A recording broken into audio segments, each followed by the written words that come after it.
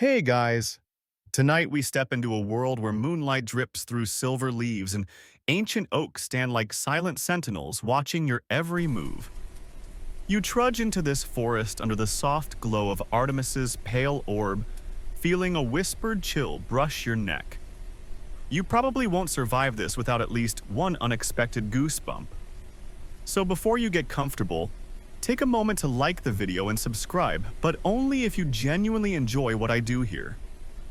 Share your location and local time in the comments so we can compare who's wide awake under these lunar skies. Now dim the lights, maybe turn on a fan for that soft background hum, and let's ease into tonight's journey together. The forest breathes around you as you follow Artemis's silent footsteps. Historians still argue whether her worship ever truly centered in Arcadia or spread evenly across Greece, but temple remains at Brauron attest to her ancient cult's reach. You feel the damp earth give underfoot a reminder that more than 2 millennia ago, hunters would parade through similarly mossy landscapes, offering tokens to appease the huntress goddess. A faint crunch marks your path fallen pine needles centuries old, each one a silent testament to time's steady pulse. As you move deeper, you notice a peculiar glow at the base of a gnarled oak, the kind scientists find hard to explain but local lore insists is the breath of dryads. Legend holds that these tree spirits whispered secrets to those patient enough to listen. Fringe scholars even suggest they guided early Greek hunters during lunar rites. You hesitate, pondering whether to reach out. In the hush, every rustle becomes a promise of unseen eyes. You step beyond the threshold of a clearing where massive oaks ring a mossy grove. Pillars of bark rise like columns in a forgotten temple, and somewhere hidden you sense a carved relief, one of Artemis's crescent symbols etched into living wood. It still glints faintly in the moonlight. The air tastes of pine sap and raw silk, a curious blend that stirs both nostalgia and restlessness. You've read that sanctuary groves for Artemis were often dedicated to chastity and protection tied to rites of passage for young Athenian girls. Modern scholars still debate whether these rituals were more social or deeply sacred. Ahead, Artemis kneels and places her palm upon a flat stone. You kneel beside her, feeling the cool surface seep into your fingertips. From this stone, priests once cast animal bones to predict the next hunt's fortune, a mainstream practice documented by classical authors like Pausanias. You can almost hear their distant chants carried on a breeze that seems impossibly ancient yet strangely accommodating of your modern ears. A soft hiss snaps your attention to the undergrowth, tiny frogs, dozens of them, croaking as if in conversation. You smile at the absurdity Dionysian amphibians in an Artemis grove. Yet some traditions claim that forest ponds whispered omens through frog calls. Fringe historians debate whether these amphibians were sacred to Apollo rather than Artemis, but here under the moon, every creature feels part of her domain.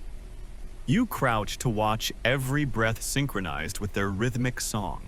Artemis rises and motions you to stand. The silver crescent of her diadem gleams above her brow as she lifts a leather quiver. Inside arrows, feathered with white owl plumage, rest against supple hide, a reminder that ancient Greeks revered owls as symbols of wisdom and watchers of the night. You draw one arrow out, feeling its lightweight and thinking an ordinary hunting tool or a conduit between mortal and divine. Scholars still argue whether early hunters saw these as charms or mere practical equipment. You shoulder a bow crafted from yew, its grain smooth from centuries of respectful use. Artemis's hands guide yours in fitting a nocked arrow, her fingertips brushing your palm with an almost motherly patience. You inhale the scent of cured leather mixed with midnight air, imagining archaic artisans carving limbs of wood for gods and mortals alike. Overhead, the moon cuts through a break in the canopy, spotlighting your makeshift partnership. Silence returns as you step forward, ready for the first mark. Beneath your boots, moss yields like velvet. A mainstream fact notes that classical hunters often mark trails with crushed greenery to avoid startling prey too abruptly. But here in Artemis's forest, your every step holds ceremonial weight. You feel the familiar thrill of anticipation mingle with the solemn hush of ritual and electric paradox that only a goddess of moonlit hunts could conjure. You step past the threshold of towering oaks that loom like stoic guardians, their trunks scarred with ancient marks you can almost read as if they were braille inscribed by the forest itself. The bark is cool and rough beneath your fingertips, remnants of votive carvings left by hunters centuries ago. Historians still argue whether these engravings functioned as sacred graffiti proclaiming gratitude or merely served as directional markers for fellow trackers. You trace a crescent-shaped notch worn smooth by time, the same symbol that once adorned temples to Artemis, and wonder if you'll leave your own silent message tonight. The air around you thickens with the scent of resin and damp leaves, and you pause to inhale deeply. Mainstream scholarship notes that ancient Greek hunters often bound small bronze tokens to tree trunks as offerings to deities, although here you see no metallic glimmer, only depressions where knapped flint might once have rested. Some fringe theorists propose that certain groves required hunters to carve runic-looking symbols into oaks to appease dryads, forest nymphs believed to inhabit each tree. You chuckle softly at the idea sign here for woodland sponsorship, you think, but the forest seems to hum in agreement, as if bristling with unseen approval. As you navigate between gnarled roots, you nearly trip over a tangle of roots that writhe beneath moonlight like coiled serpents. You steady yourself against a low branch, brushing aside fallen leaves that crackle under your weight. A mainstream fact surfaces in your mind. Offerings of food and small trinkets were sometimes buried at the base of oak trees to honor Demeter. But here, under Artemis's moon, sacrifices skew more toward the chase than the harvest. You imagine a long-ago hunter slipping a sheep bone into the roots, whispering a prayer for a swift, silent pursuit, then slipping away before dawn stole his courage. Your eyes catch a cluster of tiny mushrooms growing in a perfect spiral around a trunk knot, their caps shimmering faintly like a constellation on the forest floor. Fringe botanists claim these spirals mark fairy dancing ring spots where ethereal beings once waltzed under starlight. You crouch to inspect, half expecting to see tiny footprints in the moss. In the hush, even the usual woodland chorus seems paused, as though the entire forest holds its breath in anticipation of what you might discover next. You rise, stepping into a narrow gap between two colossal oaks that frame a shaft of moonlight pooling on the ground ahead. Each oak's trunk is wider than your outstretched arms, and you place your palms flat against the bark, feeling ancient energy pulse beneath your skin. Woodcarvers' grooves spiral upward toward leafy crowns that whisper among themselves. Scholars still debate whether these carvings were the work of itinerant priests conducting secret lunar rites or communal hunters seeking solidarity through shared symbolism. You smile at the thought of a clandestine midnight carving club complete with flint tools and grape wine sips. A cool breeze stirs the leaves overhead, rattling the branches like mild applause. You shiver in delight, remembering that the oak was sacred not only to Artemis, but also to her twin brother Apollo, whose oracle at Delphi issued prophecies beneath an oak grove. Some legends even claim that Apollo's moonlit sister would escort him to his shrine, lending lunar power to his sun-drenched oracles. You glance up, spotting one lone leaf drifting down like a miniature sailboat on a silver sea. Just beyond you, discover a handful of bleached deer antlers wedged into a tree fork. Mainstream evidence indicates that ancient Greek hunters displayed antlers as both trophies and warnings to animals, and rival hunters alike. You pick one up and tap it lightly. The hollow center emits a muffled thud that resonates like a distant heartbeat.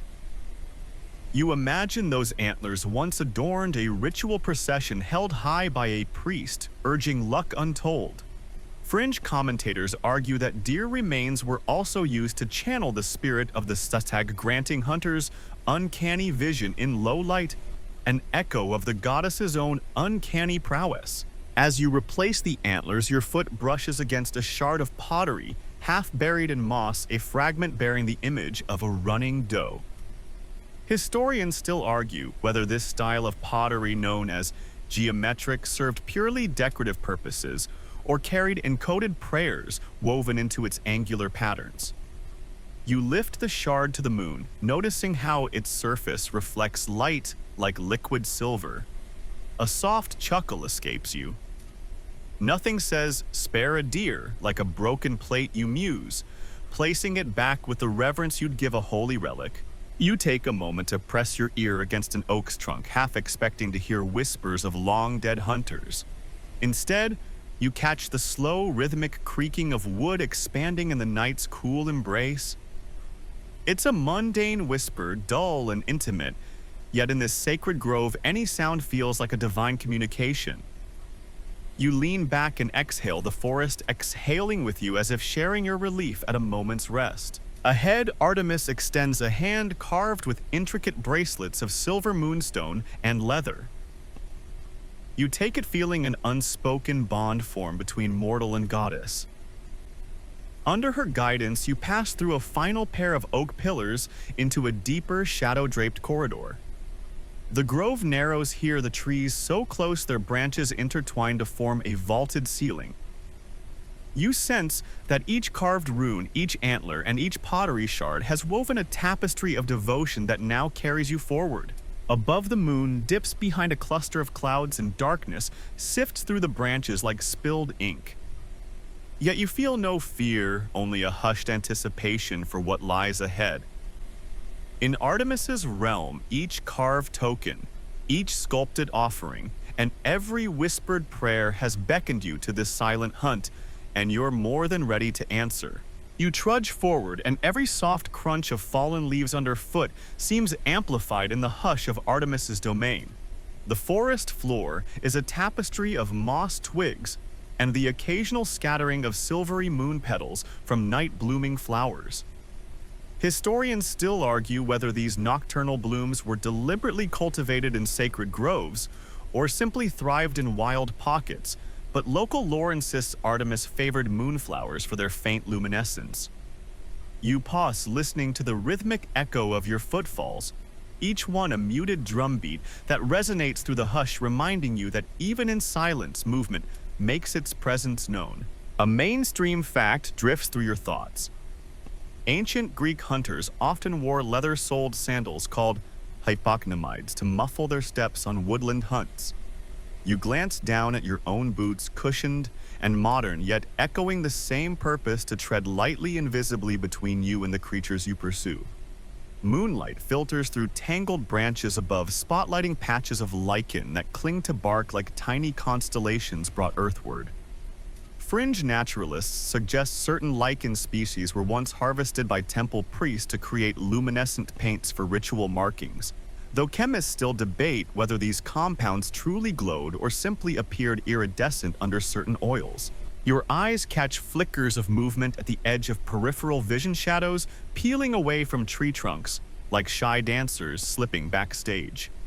You smooth your breathing, reminding yourself that the forest teems with unseen life. The nocturnal badger burrowing beneath ferns, the tawny owl perched high in a sycamore, and perhaps even the ghostly form of a nymph slipping between roots. In classical hymns, poets praised Artemis's silent company of woodland spirits, though scholars still argue whether these entities were literal beliefs or poetic metaphors for untamed nature. You can't help but wonder if you're trespassing on their private choreography. As you round a mossy boulder, you hear a faint rasping shuffle where the earth meets a gnarled cedar root. You freeze, heart ticking like a metronome against your ribs. A mainstream observation enters your mind: huntsmen once imitated animal calls to lull prey into range, and some even claimed they could mimic the low grunts of boar with uncanny accuracy. You lean forward, head tipped, trying to catch the sound's pattern. Was it an animal or someone or something echoing in the dark? The air thickens, and for a moment your own pulse feels as loud as a drum circle. You recall reading that ancient scent trackers would apply crushed rosemary and thyme on their clothes to mask human odor, letting the forest's native aromas lead them undetected. You lift your sleeve, sniffing the cool cotton of your shirt against your nose. No rosemary here, just a faint hint of your shampoo mixed with pine. It's a curious realization, though you walk amid primordial ritual, you're still unavoidably modern. A ripple of laughter escapes your lips, a nervous yet delighted acknowledgement that you too are part of this timeless interplay. Suddenly, down the path ahead, you see a fleeting glimmer, something pale and sinewy, arching over the trail. You step closer, heart rising in tandem with excitement. It's a discarded birch bark slip, thin, papery, and inscribed with angular symbols. Mainstream sources note that birch bark was used as a writing surface for quick notes or prayers, but these particular symbols are unfamiliar. Fringe epigraphers propose they form an archaic plea for Artemis's blessing. May your aim be true and your heart steadfast, though critics argue these markings are merely doodles left by bored youths. You trace your fingertip over the script, feeling the slight groove where ink once pooled. With that tactile connection to antiquity, you resume your pace. Your footfalls reverberate off a nearby rock face studded with tiny crystals that catch the moon's beams like scattered stardust. You crouch, brushing away soil, to reveal a fragment of polished glass, likely from a water container brought here long ago. Archaeologists still debate whether glass bottles were common in rural Arcadia or mostly urban luxuries traded along dusty routes. You lift the shard, marveling at its smooth edge and the way it refracts moonlight into a miniature rainbow, then carefully set it back where you found it. Every step seems to carry both reverence and playful mischief. You imagine an ancient hunter lining his path with small charms, hoping you'd find them, and think, by the time someone writes a romantic poem about me, I'll already be a myth. The night air tastes of cool metal and wild mint, and you pause to pluck a leaf from a nearby sprig, rub it between your fingers, and plant it back in the soil, a silent offering to Artemis's green realm. Some fringe horticulturists claim that such minor acts protect travelers from misfortune, while purists insist only grand sacrifices count. A flutter of wings overhead jolts you upright. An owl swoops low, talons extended, then veers away into deeper gloom. Your boot heels click against a half-buried bronze sling bullet, its surface etched with spiral grooves. Mainstream historians record that hunters use such bullets tethered to leather straps in hunting birds. Others suggest they marked the pellets with designs to honor specific deities. You pocket it briefly, then, recalling respect for the sacred, you tuck it beneath a leaf near where you found it. With each footfall, you sense the forest pulse in return. The hush is no longer silent. It's an attentive presence echoing your steps, your breath, your heartbeat. The moonbeams filter through a lattice of branches, each patch of light marking your progress like celestial signposts. Under Artemis's watchful gaze, you realize your path is more than a forest trail. It's a living tapestry woven from footsteps, offerings, and the steady hum of nocturnal life. You trudge forward, and every soft crunch of fallen leaves underfoot seems amplified in the hush of Artemis's domain. The forest floor is a tapestry of moss twigs and the occasional scattering of silvery moon petals from night-blooming flowers.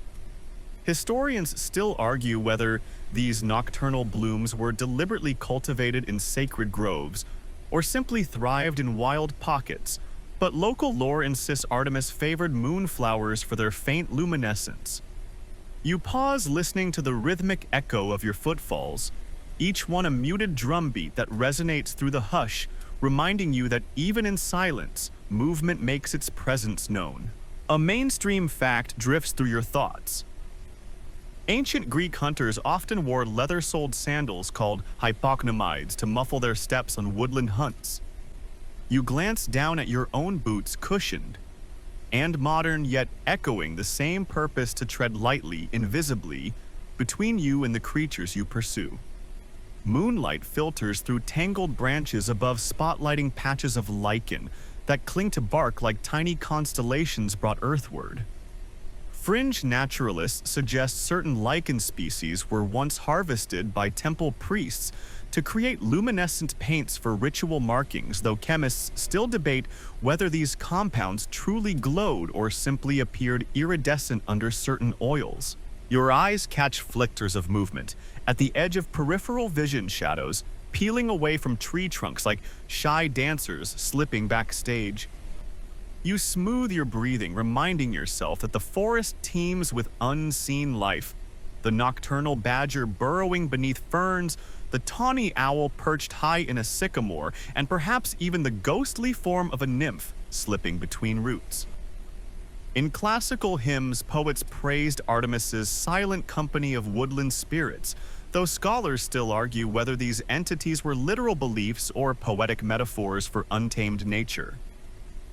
You can't help but wonder if you're trespassing on their private choreography. As you round a mossy boulder, you hear a faint rasping shuffle where the earth meets a gnarled cedar root. You freeze, heart ticking like a metronome against your ribs. A mainstream observation enters your mind. Huntsmen once imitated animal calls to lull prey into range, and some even claimed they could mimic the low grunts of boar with uncanny accuracy.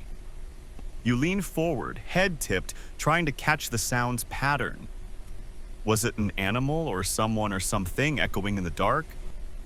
The air thickens, and for a moment, your own pulse feels as loud as a drum circle. You recall reading that ancient scent trackers would apply crushed rosemary and thyme on their clothes to mask human odor, letting the forest's native aromas lead them undetected. You lift your sleeve, sniffing the cool cotton of your shirt against your nose. No rosemary here, just a faint hint of your shampoo mixed with pine. It's a curious realization, though. You walk amid primordial ritual, you're still unavoidably modern. A ripple of laughter escapes your lips, a nervous yet delighted acknowledgement that you too are part of this timeless interplay. Suddenly, down the path ahead, you see a fleeting glimmer, something pale and sinewy arching over the trail. You step closer, heart rising in tandem with excitement. It's a discarded birch bark, slip-thin, papery, and inscribed with angular symbols. Mainstream sources note that birch bark was used as a writing surface for quick notes or prayers, but these particular symbols are unfamiliar. Fringe epigraphers propose they form an archaic plea for Artemis's blessing. May your aim be true and your heart steadfast, though critics argue these markings are merely doodles left by bored youths. You trace your fingertip over the script, feeling the slight groove where ink once pooled. With that tactile connection to antiquity, you resume your pace. Your footfalls reverberate off a nearby rock face, studded with tiny crystals that catch the moon's beams like scattered stardust. You crouch, brushing away soil to reveal a fragment of polished glass, likely from a water container brought here long ago. Archaeologists still debate whether glass bottles were common in rural Arcadia or mostly urban luxuries traded along dusty routes. You lift the shard, marveling at its smooth edge and the way it refracts moonlight into a miniature rainbow, then carefully set it back where you found it. Every step seems to carry both reverence and playful mischief. You imagine an ancient hunter lining his path with small charms, hoping you'd find them, and think, by the time someone writes a romantic poem about me, I'll already be a myth. The night air tastes of cool metalish and wild mint, and you pause to pluck a leaf from a nearby sprig, rub it between your fingers and plant it back in the soil, a silent offering to Artemis's green realm. Some fringe horticulturists claim that such minor acts protect travelers from misfortune, while purists insist only grand sacrifices count. A flutter of wings overhead jolts you upright, an owl swoops low, talons extended, then veers away into deeper gloom. Your boot heels click against a half-buried bronze sling bullet, its surface etched with spiral grooves. Mainstream historians record that hunters used such bullets tethered to leather straps in hunting birds. Others suggest they marked the pellets with designs to honor specific deities. You pocket it briefly, then recalling respect for the sacred, you tuck it beneath a leaf near where you found it. With each footfall, you sense the forest pulse in return. The hush is no longer silent. It's an attentive presence echoing your steps, your breath, your heartbeat. The moonbeams filter through a lattice of branches, each patch of light marking your progress like celestial signposts. Under Artemis's watchful gaze, you realize your path is more than a forest trail. It's a living tapestry woven from footsteps, offerings, and the steady hum of nocturnal life. You and Artemis crouch beside a shallow pool where moonlight shimmers on rippling water. She reaches into a satchel at her waist and withdraws a slender bow carved from yew, its wood gleaming like burnished bronze despite the soft glow of night. You run your fingers along its length, marveling at the subtle grain patterns that almost seem to pulse with hidden life. Historians still argue whether yew was prized for its flexibility or its symbolic link to life and death, but ancient texts praise its resilience in cold, damp conditions. Artemis's hands are deft and assured as she begins to affix a finely braided bowstring. You watch each twist of sinew and rawhide, imagining the countless hours artisans, some say temple craftsmen, spent perfecting this fusion of form and function. A mainstream fact floats through your mind: expert bowyers in classical Greece often seasoned yew for years before shaping it, ensuring optimal tension and resilience. You inhale the clean scent of wood smoke mingled with leather as Artemis adjusts the string's tension, humming a soft melody you can't quite place. A fringe tidbit nudges your thoughts, local oral histories whisper that certain bowstrings were soaked in mountain spring water and starlight overnight to imbue them with lunar potency. Though skeptics dismiss this as poetic fancy, you lean in, tracing a knot secured by silver wire wrapped in intricate loops. Tiny runes press into the metal, reflecting pale light. You tilt your head, trying to decipher the script. Some say it reads, "Hunt in silence, strike with purpose," while others insist it's merely the maker's mark. Scholars still argue the function of such markings, whether mystical invocation or artisan's signature, but either way you appreciate the craftsmanship. Artemis hands you the bow and invites you to test the draw. Your palms feel the smooth curvature of the yew as you nock an arrow, feathered with snowy owl plumage. You tug back gently, surprised by the bow's responsive give, its limbs flexing like sleeping serpents roused to action. Mainstream archery manuals note that a well-crafted yew bow can store considerable energy, yet remain forgiving to novice archers, a balance of power and grace. You draw the string to your cheek, your pulse thrumming in time with the moon's steady orbit. In the hush, you hear the faint pop of an arrow dropping to earth ahead. Artemis's test shot splitting a fallen pine cone with uncanny precision. You allow a soft smile. In her presence, you feel both reverence and playful camaraderie.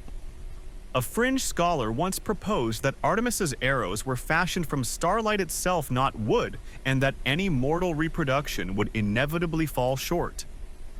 Yet here in your hands, this mortal forged bow feels threaded with divine intent.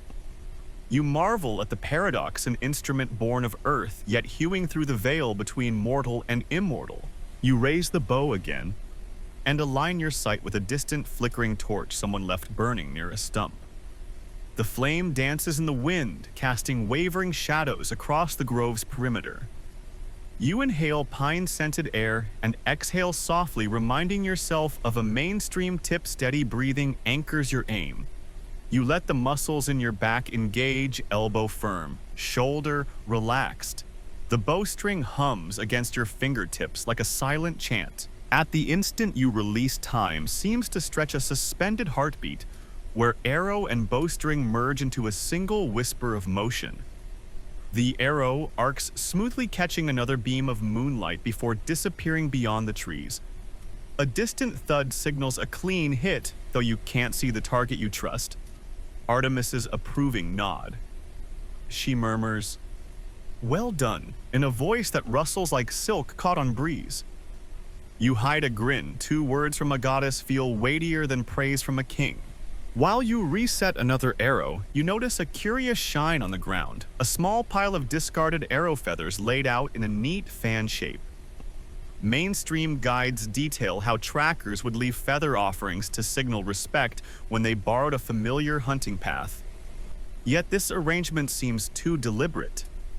Fringe interpretations suggest these feather altars serve as silent prayer circles, each plumage pointing toward a cardinal direction, invoking lunar phases.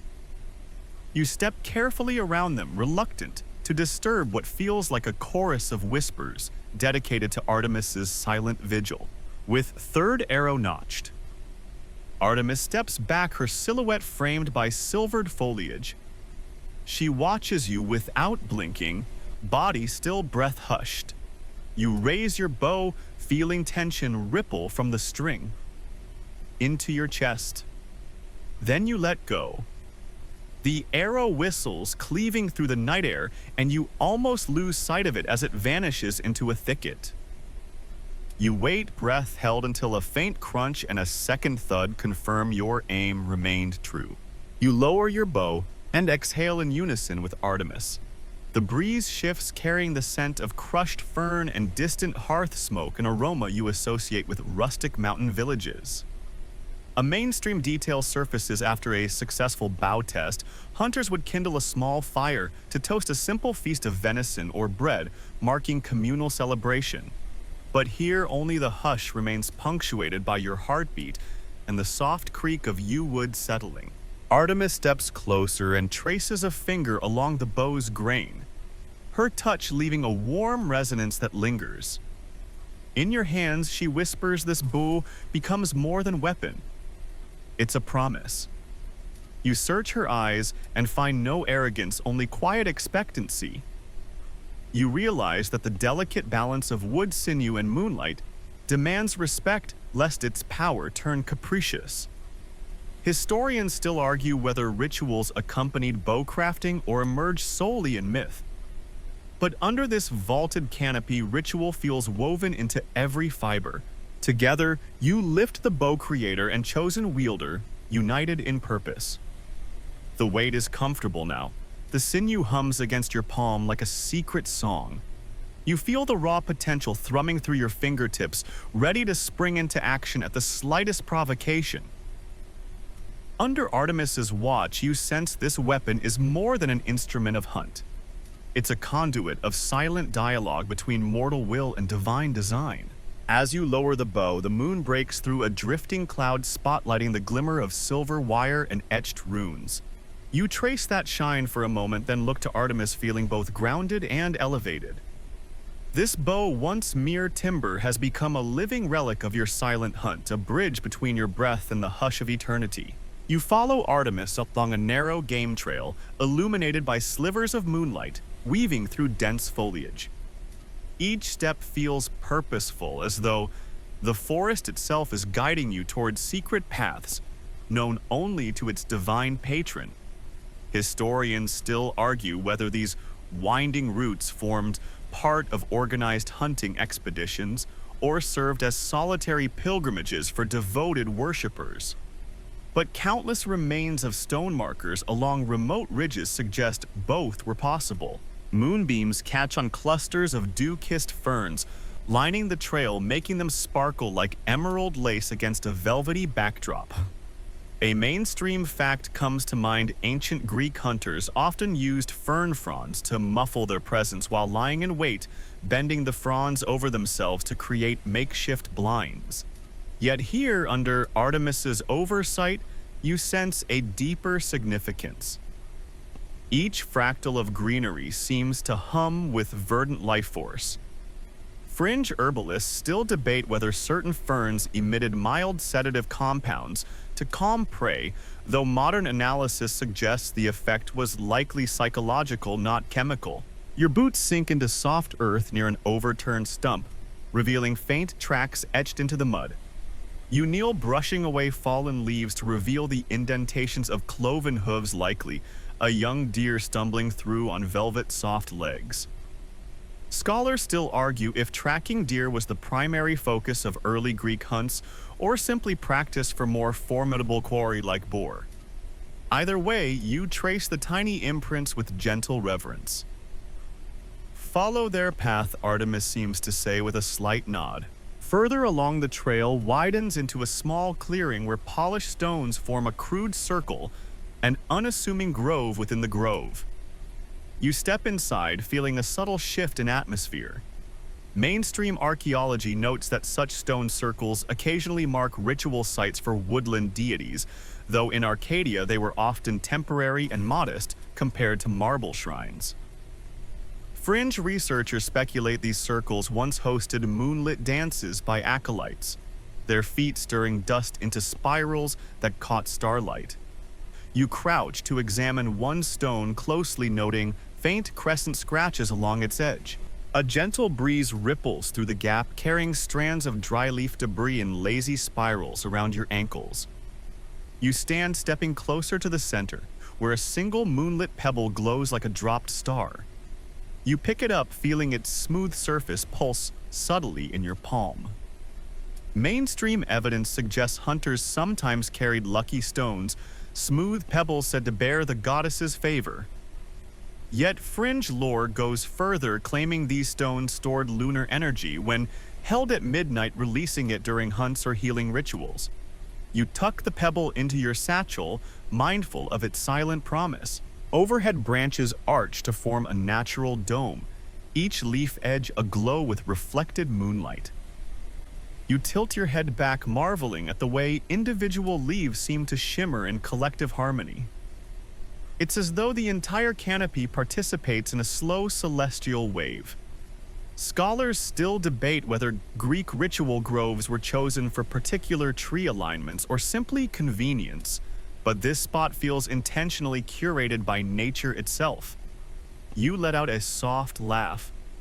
Even trees know how to make a stage, you muse, earning a faint rustle that feels like a responsive applause.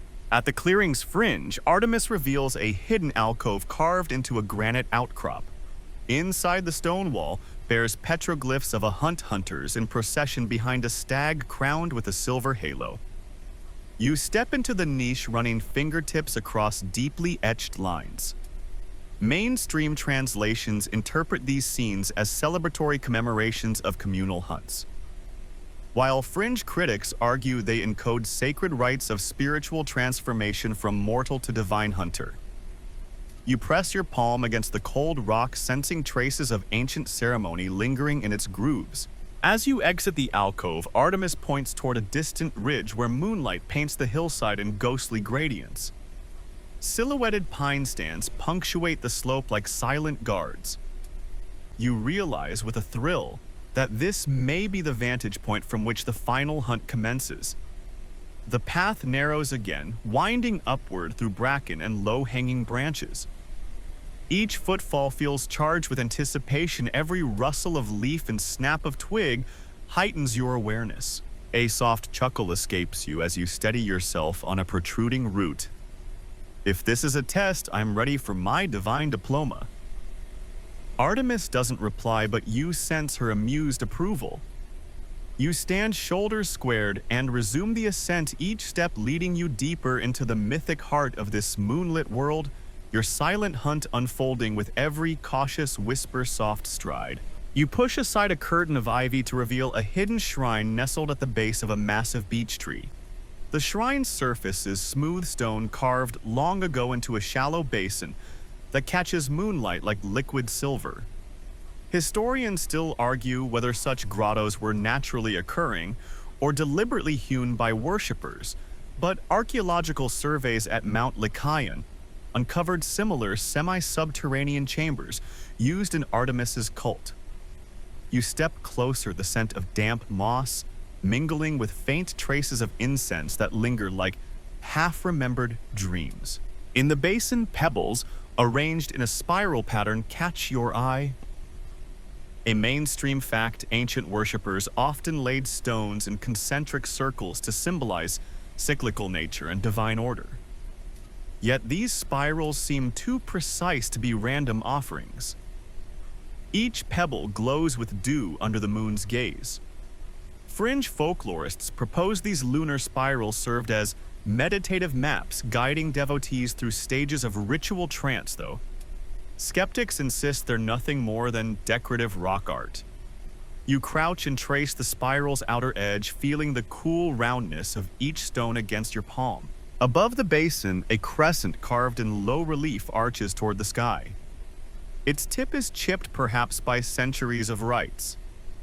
Some scholars still debate whether that damage resulted from natural erosion or intentional defacement by rival cults. You press your fingertips into the crescent's curve and imagine the hands that once blessed it, whispering prayers for velvety silence and swift pursuit. Beside the basin stands a small pedestal bearing a single bronze bowl. You lift it with care, noting dim patina that hints at countless offerings washed here, water ash, perhaps wine. A mainstream detail, Pausanias records that hunters poured libations to Artemis before each expedition, often mixing water from sacred springs with crushed barley. You peer inside the bowl.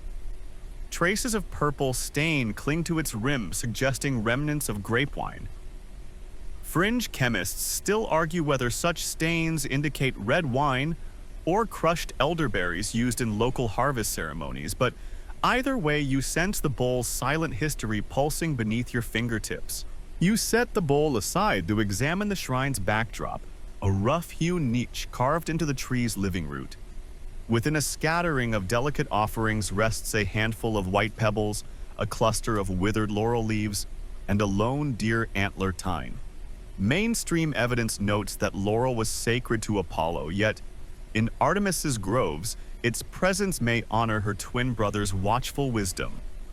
Fringe anthropologists suggest mixing tokens of both deities signified a quest for balance favors stealth from Artemis, and prophetic vision from Apollo, though purists contest this blend as improbable.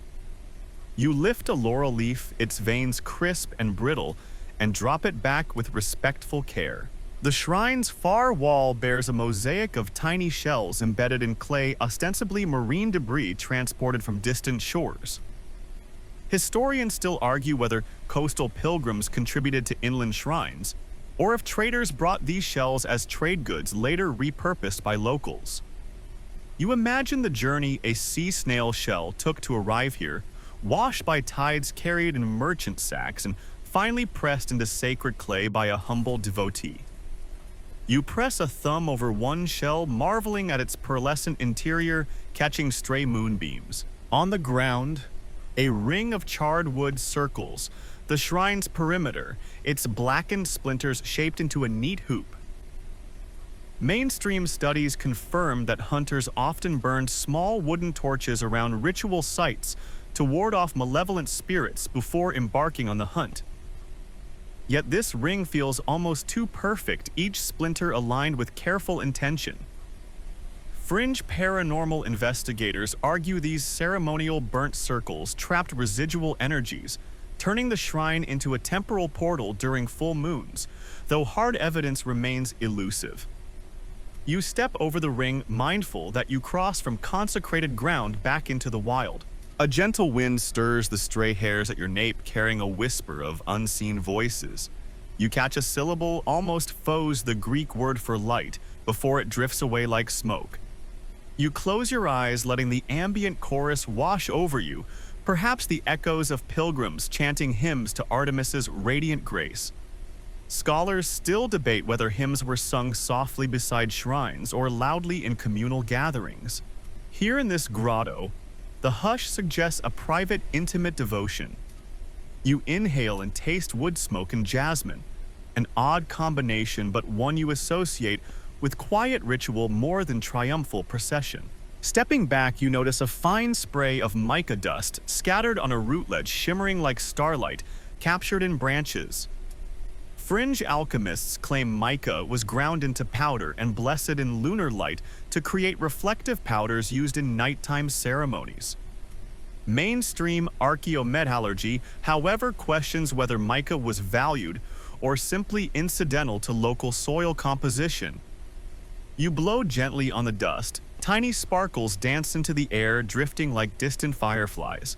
Your gaze drifts upward, meeting Artemis's calm eyes as she emerges from shadow. She brushes a stray lock of hair behind her ear and points to a narrow fissure beyond the shrine, half hidden by tangled vines. You follow her gesture. A sliver of rock glows faintly at the forest's edge, beckoning you onward. You step forward, leaving the shrine behind, but carrying its solemnity within you. Before you vanish into the fissure, you drop a single pebble from your satchel onto the shrine's spiral, your own offering, small but sincere. You whisper a soft thanks to Artemis. The forest answers with a creaking branch as if acknowledging your tribute. And then you slip through the rocky gap, the shrine's silver basin light slipping from view, and press on into deeper darkness, eager for the next revelation that awaits on your silent hunt. You inhale deeply, the forest breath filling your lungs with the scent of damp earth and crushed pine needles, as though the woodland itself exhales around you. Historians still argue whether ancient hunters practiced intentional scent fasting, starving themselves of strong odors before nocturnal hunts, or simply relied on vigilance and skill. But classical texts mention aromatic oils used to cloak human scent. Tonight, your own modern senses mingle with that ancient instinct, sharpening every nuance of the forest's living pulse. Beneath your nostrils, you detect a faint undertone of wild mint and dissolved bark. Common elements in Greek hunting anointments, where crushed mint leaves were mixed with olive oil to calm nerves and mask odor. Fringe herbalists suggest that hunters also added crushed frankincense resin to these blends, believing its smoke warded off malevolent spirits, though chemical analyses have yet to confirm any psychoactive compounds. You bring a hand to your chest and exhale, imagining those past hunters lining their veins with scented liniments in anticipation of the chase. The undergrowth shivers with life. A chorus of tiny creatures stirring in the leaf litter, beetles, skittering centipedes, weaving their rhythmic pathways. A mainstream fact flits through your mind. Small mammals like hedgehogs and weasels once thrived alongside deer in Arcadian woodlands, providing hunters important clues to larger prey. Their rustling alerted trackers to animal trails. You crouch low, watching a band of pine martens dash across your path, their sleek bodies ghosting between ferns. Moonlight glints on their eyes like polished jet. You steady your breathing, matching the marten's cautious rhythm, and inch forward until you stand at the edge of a shallow rut carved by hoof and paw. You place a fingertip in the groove, feeling cool, moist soil crumble beneath your touch, its texture coarse with ancient grit. Scholars still debate whether these animal highways formed naturally along watercourses or were deliberately maintained by ritual guardians of the groves. But here, the trail feels sacred, as though each hoofprint is a lamp guiding you onward. A sudden flutter of wings overhead draws your gaze to the canopy. A tawny owl glides silently between branches, its wings tracing velvet arcs in the night. In mainstream accounts, owls symbolized watchers of hidden worlds, their calls considered omens. Yet fringe folklorists argue these nocturnal birds were the original forest sentinels, trained by early devotees to alert hunters of approaching danger. You listen for the owl's hoot, but catch only the faint rustle of feathers, enough to remind you that unseen eyes survey your every move. You rise and follow a shallow creek, whose waters glimmer like molten silver beneath the moon's reflection. Each ripple tells a story of stones, smoothed by millennia of flow, and you pause to cup a handful of the cool, clear liquid. A mainstream practice noted by Pausanias records that hunters refresh their flasks with spring water drawn from sacred rivers, before dawn, believing it infused them with clarity and vigor. Yet here, under Artemis's gaze, you wonder if this creek itself has consecrated its bed, a channel of lunar energy. Fringe hydrologists still argue whether certain mountain streams in Arcadia carried unique mineral traces that seem to glow under moonlight, or if that glow is purely mythic. You let the water slip through your fingers, its soft hiss a lullaby of liquid life. The forest leans in every fern frond and lichen-coated rock acknowledging the exchange. Beneath the stream's gentle murmur, you hear the distant croak of frogs, an odd counterpart to your earlier chorus in Section 1. Historians still argue whether frogs were sacred to Apollo or Artemis, given their amphibious hybridity, but local villagers insisted they were guardians of threshold spaces where land and water meet. You smile at the convergence of symbols, moon worship, water rites, and a goddess who bridges wild and cultivated realms. Stone steps, long overgrown, rise from the creek bank to a mossy terrace. You climb them, each footfall echoing softly like a muted drumbeat, until you reach a level plateau where a single laurel tree stands, its leaves bathed in lunar glow. Mainstream myth recounts that Apollo gifted laurel to Artemis as a token of fraternal alliance, yet fringe mythographers assert the tree served as neutral ground for hunters and seers alike. You press your palm against the trunk, feeling gentle vibrations like a heartbeat resonating through wood. An unexpected breeze stirs the laurel's branches, scattering fallen leaves that dance around your ankles before settling in delicate piles. You crouch to pick one up, the leaf surface smooth and cool. You recall that leaves from sacred trees were sometimes pressed between pages of hunters' journals, though no physical journals remain, only tantalizing mentions in later Byzantine texts. Historians still argue whether such journals existed or if they're poetic inventions. Either way, you feel honored holding this silent fragment of the wild. You stand and survey the panorama, moonlit glades opening like pale mirrors between clusters of pine and birch. The forest's breath seems to steady the nocturnal chorus, coalescing into a single note of expectation. A mainstream observation crosses your mind. Ancient hunters often paused at such vantage points to orient themselves by starlight, matching the positions of constellations to known landmarks. Yet here in Artemis's realm, constellations feel less like maps and more like companions, twin sisters illuminating your path.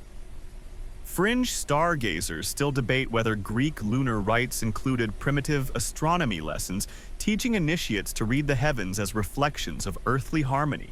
From this height, you spot a faint glow beyond a stand of firs, an unpolished cairn rimmed with lichens. Moonlight kisses its rough surface, revealing tiny pebbles balanced in precarious stacks. You descend toward it, senses alert as moss cushions each step. You reach the cairn and gently remove one of the top stones, unveiling a hollow beneath lined with faded ribbons of linen. Mainstream explorers note that linen tokens were commonly tied to votive piles, in honor of deities, their faded colors once vibrant offerings of gratitude. Fringe archaeologists argue that linen scraps served as early divination tools, interpreted by the way wind tangled them, though skeptics dismiss such claims as fanciful. You let the stone fall back into place, feeling the cairn's silent solidity settle around you. You exhale, chest rising and falling in time with the night's chorus. Each breath connects you to the forest's living network, a tapestry of moss, root, leaf, and stone. The air tastes of wet granite and wild thyme, a combination that quickens your senses. You raise your face to the moon, its orb full and luminous, as if blessing your passage. Artemis appears at your side, her presence a gentle certainty. She inclines her head toward the path ahead, narrow, shadowed, and beckoning. You inhale one last breath of forest air and step forward into the next chapter of your silent hunt, each subsequent step guided by the living pulse you've felt beating beneath your ribs. You step into a small clearing ringed with birch trees, their pale bark glowing like lanterns in the moonlight. Here, Artemis lowers her head and breathes in deeply as though drawing strength from the night itself. You mirror her motion, inhale, exhale, aligning your rhythm to hers. Historians still argue whether early Greek hunts included formalized chants or relied solely on silent concentration, but fragments of ritual inscriptions hint at simple prayer refrains uttered before the chase. In the clearing's center, a circle of smooth river stones forms a makeshift altar. You kneel beside Artemis and place your hand on a cool stone, feeling its polished surface beneath your palm. A mainstream detail floats to mind. Hunters often chanted, Aya, Aya. Artemis, an echo of the chant, Aya, Aya. A lala used in martial contexts invoking divine favor. You open your mouth and murmur her name softly, the syllables melting into the hush. The forest holds its breath with you, every leaf suspended in anticipation. A fringe tidbit nudges your thoughts. Some folklorists claim that chanting in low measured tones beneath moonlight could induce a trance-like state, sharpening the senses and dulling fear. Though psychologists still debate whether such effects stem from suggestion or genuine altered consciousness. You trace the edges of the stone altar with your fingertips, noticing faint etchings, tiny grooves carved in a spiral that mirror the pebble spiral at the hidden shrine. You press your thumb into one groove and let out a breathless Aya. Artemis begins a soft cadence, her voice a gentle murmur that sounds like wind through reeds. You join in, matching her tone, and feel a subtle vibration build within your chest. Each repetition of her name feels like a footstep echoing across centuries. Hunters long past kneeling in similar groves, their prayers woven into the very stones under your knees. You close your eyes and focus on the words, letting their resonance fill your limbs. With each chant, you sense the forest's ambient sounds recede, the distant croak of frogs, the whisper of the breeze through pine needles, even the rhythmic croon of your own breath. You and Artemis become the clearing's sole heartbeat. Mainstream scholars note that lowering external stimuli through chanting was a technique used by various ancient cultures to center the mind before high-stakes endeavors, though. Whether Greek hunts specifically adopted this remains up for debate. You allow the idea to drift through your mind and return to the chant. A sudden flutter ripples through the surrounding branches as if the very trees lean closer to listen. You slow your chant, opening your eyes to see moonbeams spotlighting clusters of night-blooming jasmine at the clearing's edge. Their delicate petals release a heady fragrance that mingles with your whispered prayers, a fragrant punctuation marking each verse. Fringe botanists argue that jasmine's scent contains subtle, soporific compounds that calm the mind, enhancing the chanting's meditative impact, though controlled studies have yet to confirm this magical synergy.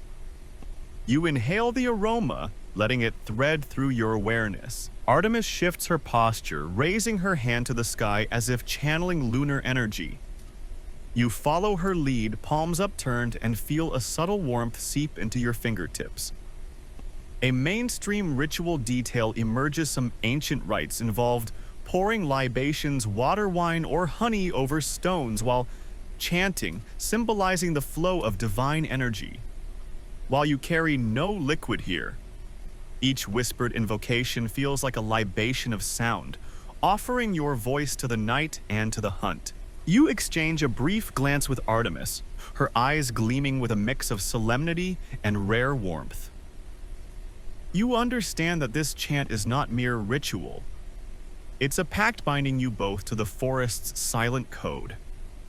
In this moment, invocation and intention fuse. Your breath becomes the chant, your heartbeat becomes its drum, and the forest itself becomes the chorus. Scholars still argue whether such chants ever carried precise words or were more improvisational, yet here in Artemis's grove, any question of words seems trivial. The final repetition of the chant hangs in the air, dissolving like mist at sunrise.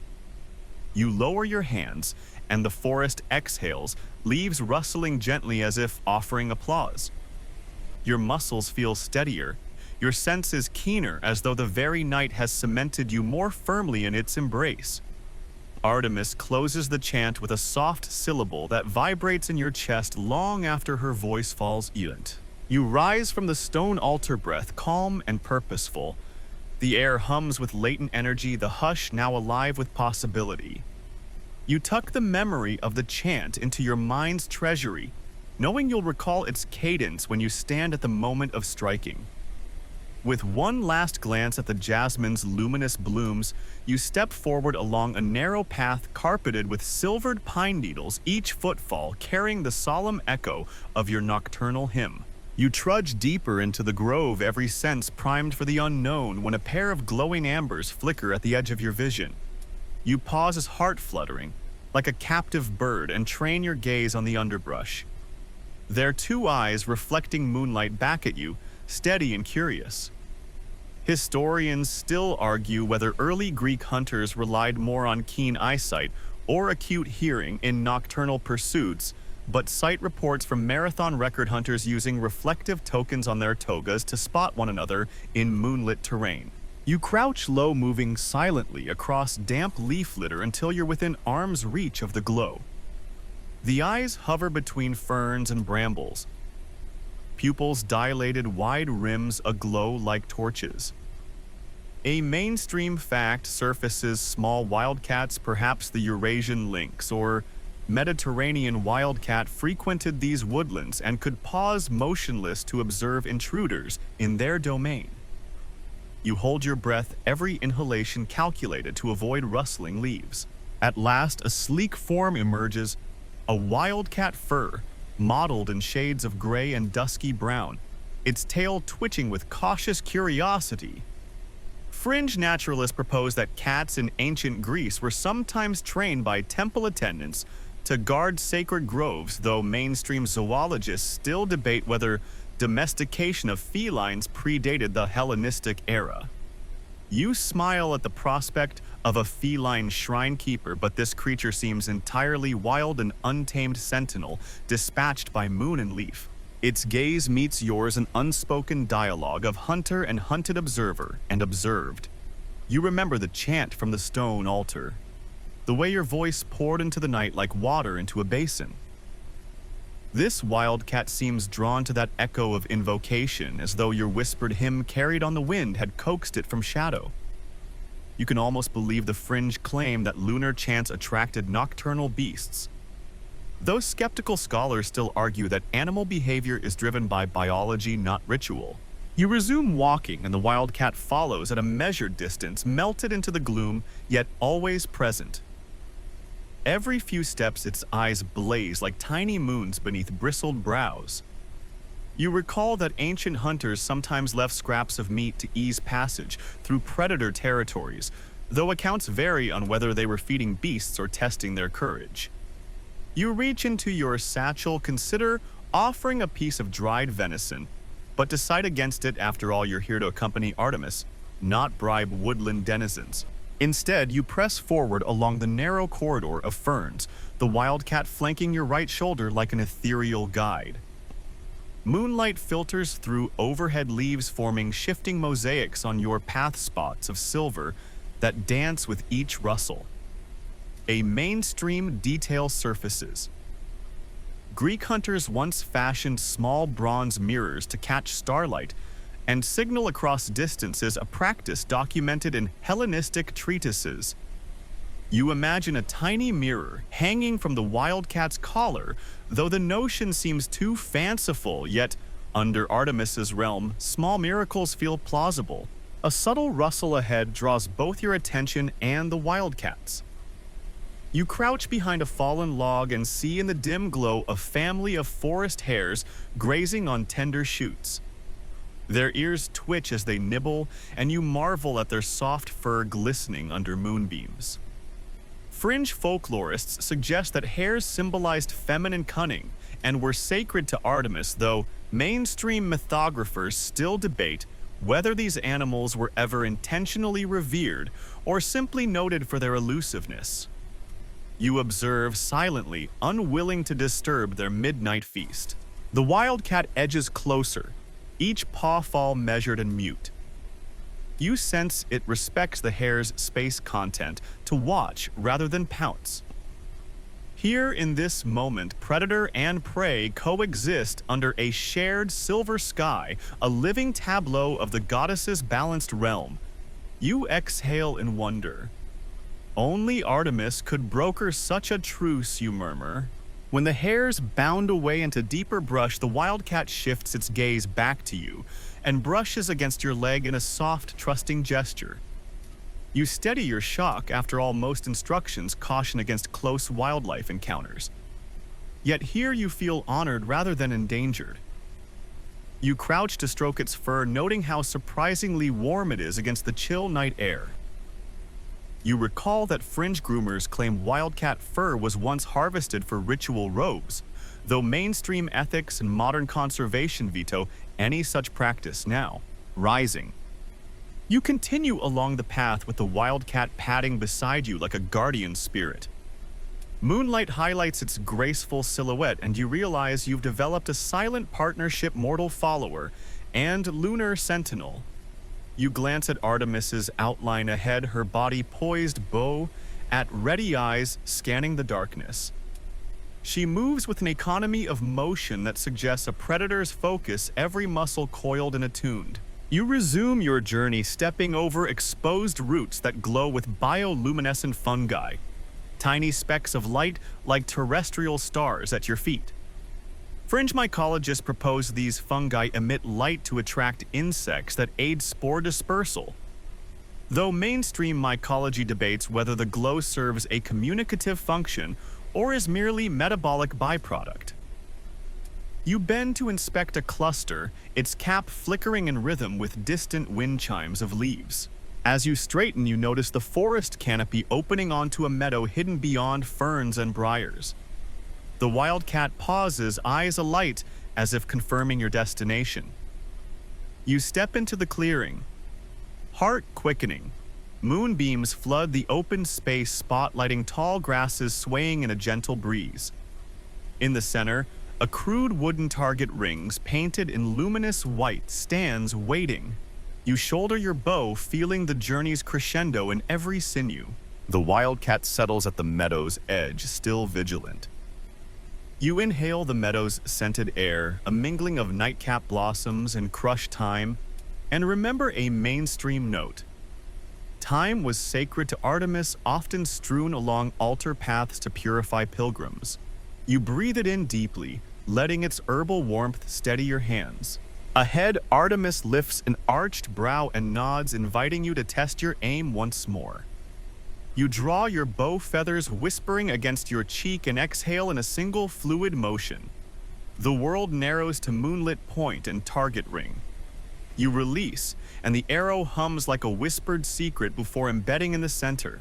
You lower your bow, heart still buzzing, and turn to find the wildcat watching you with inscrutable eyes. You bow in acknowledgement of your companion, feeling the hush deepen around you. Under Artemis's silent applause, you sense the culmination of this leg of your silent hunt. You stand at the meadow's edge, bow drawn and muscles coiled like springs, as Artemis steps back into the shadows to watch. The night air holds its breath, every blade of grass arrested mid-sway, every cricket frozen in its song. Historians still argue whether hunters of old paused so deliberately or simply fired at first sight, but here, under Artemis's gaze, hesitation is its own ritual, a sacred moment to honor the hunt's grave grace. The moon, full and heavy, tips through a veil of cirrus clouds, fracturing its light into silvery shards that dance across the meadow like scattered memories. You inhale the scented air, night-blooming thistle, and crushed thyme mingling with the lingering aroma of fern, and exhale, slowly aligning your heartbeat with the forest's slow cadence. A fringe detail flits through your mind. Local storytellers claim Artemis's arrows release moonlight rather than metal, making every shot a collision of light and intent. Modern scholars still argue whether this is poetic metaphor or evidence of ritual optics involving polished metal fletchings, but either way, you sense the arrow's ghostly potential pulsing at your fingertips. Your nocked arrow, feathered with silver-tipped plume, trembles lightly as you draw the string back the sinew, humming like a whispered chant. Mainstream archery guides note that a steady draw and controlled release maximize accuracy. Yet here, accuracy transcends mere mechanics. You feel the weight of every hunter who ever stood in such a clearing, countless souls linking through this very moment. Your hands binding mortal muscle and divine purpose. You close one eye, lining the tip with the painted rings of the target, each circle beckoning like a promise. A gentle breeze ripples through the grasses, carrying distant frog calls and the soft rustle of owl wings. You exhale again, slower still, and feel the draw arm muscle contract into a sharpened stillness. Artemis's silent silhouette watches from the tree line, her presence a tether to calm, a reminder that even in suspense, you are not alone. Scholars still debate whether her quiet vigil signifies approval or simply observational distance, but you choose to interpret it as encouragement. Time stretches. The world narrows to the taut bowstring and the pale rings glowing in lunar spotlights. Every nerve ending hums with anticipation. The arrow's shaft rests against your cheek feather, brushing your temple, whispering a soft tickle, as if the forest itself exhales encouragement. You remember the frog chorus from the shrine pool, the wildcat's trusting nudge. The echo of chants each past encounter coalesces into this single breathless moment. At last, you release. The arrow leaps forward with a crack so soft it might be imagined a luminous streak arcing through fractured moonbeams. It strikes the target's heart with a muted thunk, vibrating the painted rings and sending a spray of dew from the grass like miniature comets. You exhale fully, feeling the tension drain from your limbs in a wave of relief and triumph. Artemis steps into the clearing, her form bathed in moonlight, and extends a hand first to steady the bow, then to brush your shoulder in quiet praise. You lower your bow and walk toward the target, tracing the arrow's fletchings with a reverent fingertip. Mainstream bowyers note that a clean penetration indicates perfect spine alignment and draw weight calibration. But here, that technical fact feels secondary to the arrow's symbolic flight. Fringe ritualists claim the arrow's echo can carry prayers to the moon, itself a direct line between mortal heart and lunar spirit. You lift the arrow and hold it aloft, letting the moon's rays dance across its shaft before sheathing it with care. Turning back to the meadow, you find Artemis standing where you began, her bow resting casually at her side.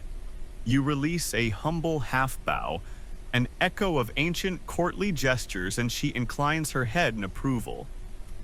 The meadow's hush deepens again, as though the earth itself honors your feet. Each blade of grass seems to shimmer brighter, every fallen leaf more intricately veined. You realize that the target rings themselves bear small etchings, tiny crescents inscribed between the painted circles. Scholars still debate whether these etchings predate the rings or were later additions, but tonight they remind you of unity between aim and aspiration. Artemis steps forward, placing a hand over yours on the bow. You feel an electric tremor where her palm meets your wrist, a subtle confirmation of bonds forged in moonlight and muscle. She murmurs a single word in ancient Greek kernos, meaning vessel, implying that your bow now holds divine favor. You nod, absorbing the word's weight as though it were an anvil of destiny. Together you stand amid the meadow's silver glow, the arrow at your side and the night around you seeming to sigh in contentment. The target's rings have been honored, the silent hunt has reached its apex, and you stand balanced between mortal achievement and divine right. The air shivers with static energy as you and Artemis step from the meadow back into the forest's embrace. Each footfall on the needle-strewn path resounds like a soft drumbeat, carrying the afterglow of triumph in its echo. Historians still argue whether hunters returned to camp after a solo nocturnal test or pressed onward to share tales by hearth. But here you sense Artemis expects continued vigilance rather than celebration. Moonlight filters through a lattice of branches overhead, painting ghostly patterns on the forest floor.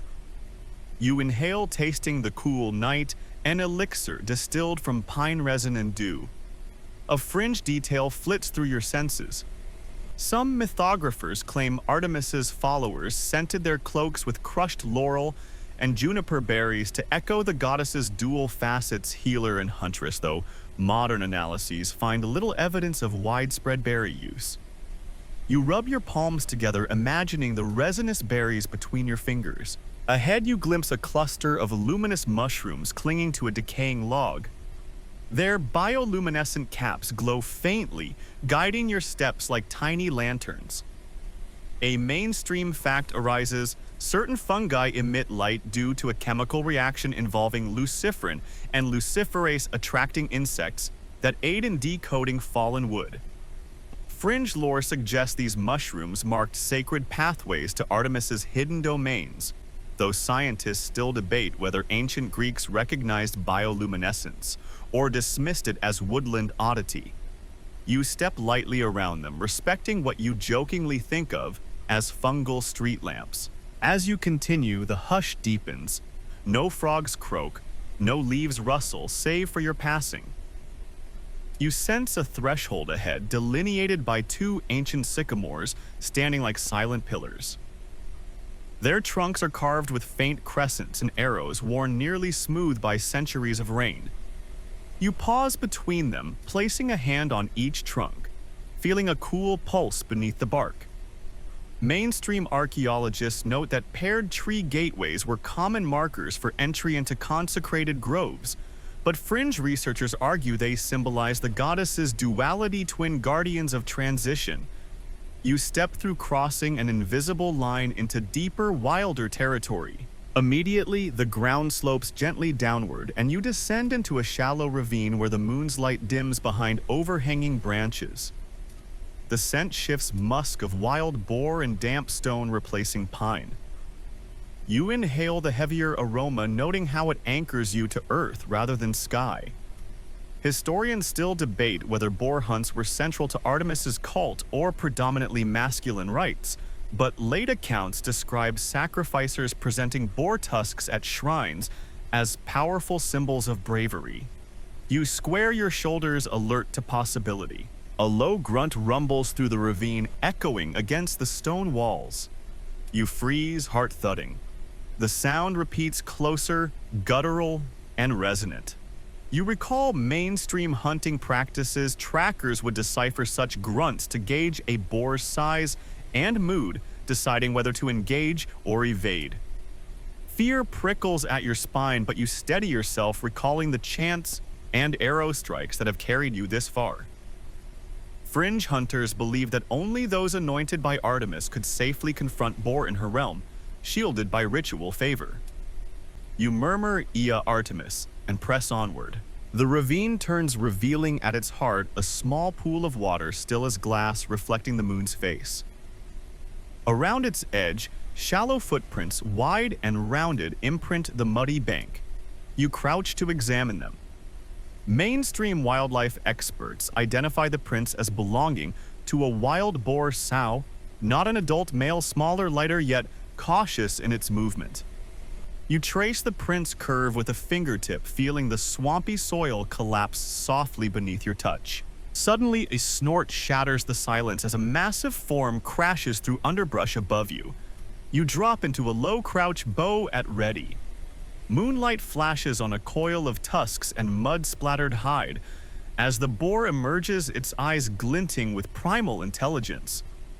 Fringe bestiaries call such creatures moonhogs. Mythic hybrids said to appear only when the moon's silver light is pure, a sign both of danger and divine testing. Modern wildlife biologists scoff at the hybrid theory, attributing moonhog tails to nocturnal misidentifications. Yet here in Artemis's crucible, every legend feels plausible. The boar grunts again, stamping a foreleg and pawing at the ground.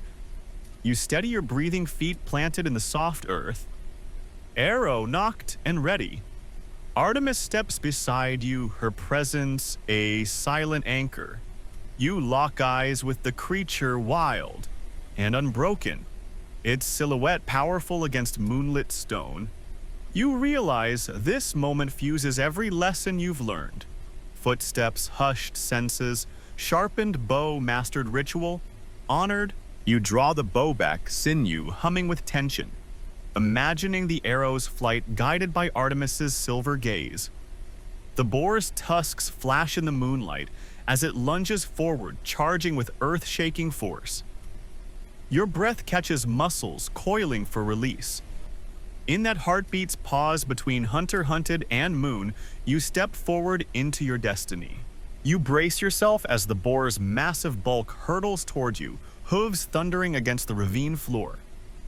Time dilates in the moon's pale gaze. Every sound amplified, the bristle of its mane, the thud of its charge, your heartbeat pulsing in your ears. Historians still argue whether hunters faced boar alone or waited for packs to assist, but classical sources recount lone archers testing their mettle against solitary boars in moonlit rites. You inhale sharply, drawing the bowstring to your cheek, anchoring your aim in the creature's beady glare. Fringe lore whispers that Artemis's chosen could momentarily slow time with eye flickers, though skeptics dismiss such tales as fanciful exaggeration. Yet here, as the boar lunges, the world seems to pivot on the arrow's shaft. You exhale in a focused hiss, steady, deliberate, a vow carried on breath. The bow vibrates against your palm sinew, taut like a heartstring. The arrow flies. Its shaft gleams in fractured moonbeams, cutting through the charged air with a muted snap. You track its flight mind, empty of doubt, until it embeds itself squarely between the boar's shoulder blades. The creature's momentum halts mid-stride, and for an instant you glimpse its wild spirit, shining in frenzied disbelief. Then it staggers, hooves skidding in mud, and collapses with a ground-shaking thud that sends splashes of water from the pool. You exhale, fully releasing the bowstring's tension and letting the weapon slide gently from your fingers. Mainstream hunting manuals note that such a shot targets the heart-lung cavity for quick ethical dispatch, minimizing suffering, advice as practical today as in antiquity. You step forward cautiously, bow now resting at your side, and place a foot on a protruding root to steady yourself. The boar lies still, its breath rattling in short, triumph-soaked gurgles before fading to silence. You crouch beside it, placing a hand on its flank in a gesture of reverence for the life it gave. Fringe ritual accounts suggest hunters whispered Eucharistia thanksgiving at the moment of fall, honoring the animal's sacrifice. Mainstream scholars still debate whether such Greek terms were ever spoken, or if they are retroactive reconstructions. You murmur the words softly, your voice merging with the ravine's lingering echo. Artemis emerges from the shadow, her silhouette ethereal against moonlit stone. She kneels beside you and lays a hand over yours on the boar's flank. You feel a warmth radiate from her palm, as though the goddess herself seals the bond between hunter hunted and earth. You rise, dusting mud from your knees, and Artemis retrieves your arrow, now stained with dark streaks. She examines the fletchings with solemn care before returning it to your quiver. A hush settles over the ravine, deeper than before. You sense every living thing holding its breath. The moss bristles on the walls. The pool's surface stills, and distant branches stall mid-sway. You look up to see tens of silent eyes, badgers, foxes, perhaps even more wildcats emerging to witness the rite's conclusion. In mainstream ecology, predators and scavengers often follow hunts to claim remains. Fringe animists believe these animals serve as Artemis's emissaries, acknowledging her decree. Tonight, as they slump away into shadow, you feel honored by their silent counsel. You retrieve your satchel and produce a small woven pouch containing salt crystals. Mainstream ritual practice called for sprinkling salt on fallen prey to purify and preserve, symbolizing the cyclical nature of life and death. You crush a few crystals between your fingers and sprinkle them gently along the boar's flank, watching the white grains sparkle under moonlight. Artemis nods approvingly, and you sense the basin of your spirit settle, the hunt's gravity giving way to gratitude. As you stand, the moon dips behind a drifting cloud, briefly cloaking the ravine in charcoal gloom. You inhale the night air smoke of charred wood mingled with the sweet tang of blood and fern, and exhale, letting the tension drain from your shoulders. Fringe herbalists claim boiling boar's gall with mint and rosemary created a salve for warriors' wounds. Mainstream medicine dismisses such cures as anecdotal. Yet you imagine the healing fragrance drifting through campfires at dawn. Artemis extends her hand, and you accept it, feeling the night's chill recede at her touch. Together you step away from the fallen stag of the wild, though tonight it was boar leaving its body respectfully draped with fern fronds and laurel leaves collected earlier. You pause at the ravine's lip, looking back only once to see the wreaths resting against the boar's hide, silent testaments to honor and restraint. With each breath you feel the forest's pulse returning to its natural cadence. Frog choruses ripple back to life. Leaves resume their hushed rustle and distant owls resume their silent patrols.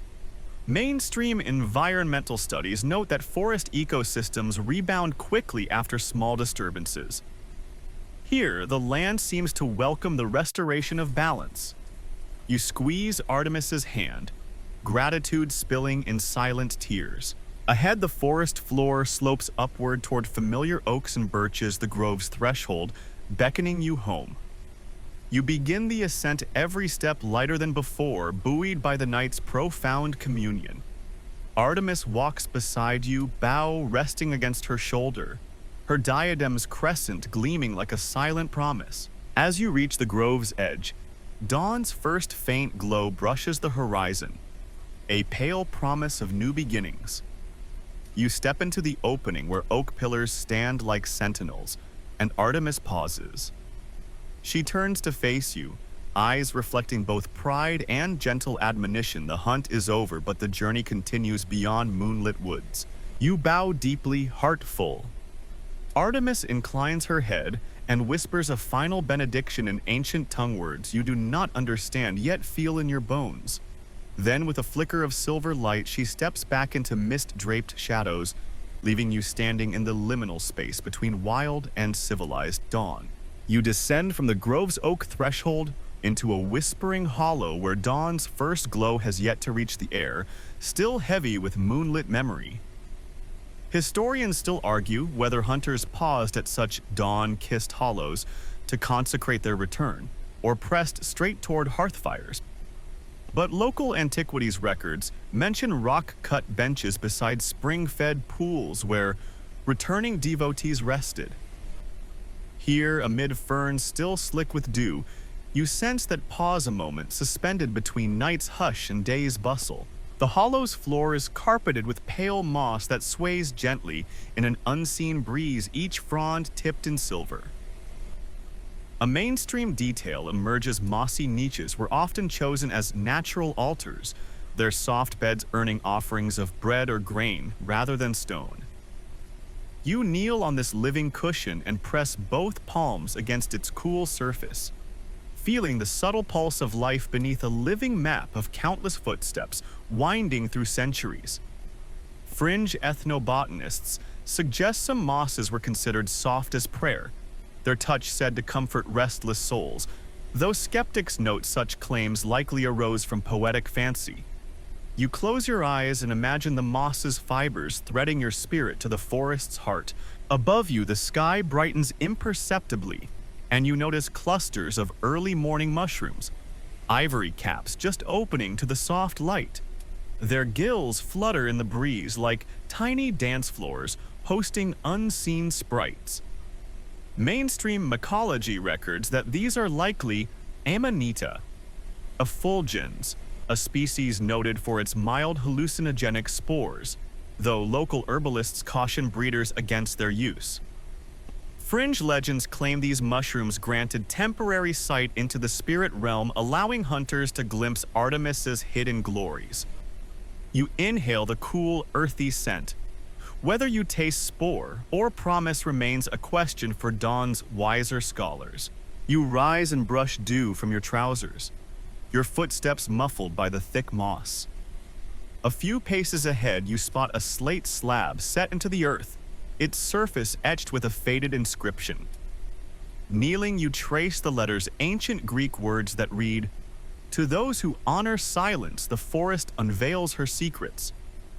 Historians still debate the exact translation, with some arguing silence might be solitude instead. But the sentiment is clear. Respect begets revelation. You press your palm to the slab, feeling the cool stone vibrate faintly, an echo of voices long hushed. Rising, you follow a narrow, root-strewn path upward, each step breaking the hollow's spell, until you emerge on a gentle rise overlooking a crystalline pool, fed by a slender waterfall. The water cascades in a shimmering veil, pooling in a mirror so still it reflects the canopy like stained glass. A mainstream observation: ancient hunters often cleanse themselves in such pools to wash away mortal taint before presenting their offerings at sanctuaries. You lower your satchel and dip a hand into the ice-cold current, lifting droplets to your lips in a silent libation. The water tastes of mountain spring and whispered promise. At the pool's edge rests a tangle of white ribbons knotted around a gnarly root. You lift one, its fabric frayed and soft, the color still pale as moon-sculpted ivory. Mainstream votive practice involved tying cloth tokens to sacred trees, or roots petitions for safe passage or thanks for favor granted. Fringe anthropologists proposed that these tokens formed communal records, 1,000 prayers bound in cloth like an unspoken ledger of devotion. You tie your own ribbon to the knot, adding your silent plea for continued guidance when daylight's glare returns. A shimmer catches your eye beneath the water's surface, a school of tiny fish darting among submerged stones. Their scales reflect dawn's first light like silver coins scattered in rippling currents. You recall that ancient texts sometimes mention lunar fish in sacred pools, believed to carry messages between gods and mortals via their quicksilver movements. Scientists dismiss this as allegory. Yet here the fish seem to flicker with purpose, circling the root where your ribbon rests as if acknowledging your prayer. You smile at their silent benediction. Breaking the silence, a lone dove coos from an overhanging branch. Its gentle call reverberates through the hollow, knitting moss and water into a single soundscape. Mainstream scholars note that doves symbolized peace and were sacred to both Artemis and Aphrodite, though their dual patronage sparked debate among ancient poets. Fringe mythographers suggest the dove's call at dawn marked the goddess's swift shift from nocturnal huntress to guardian of daytime thresholds. You listen as the cooing repeats, soft, insistent, comforting. You ascend a short stone stair carved into the hillside steps, slick with algae and thyme.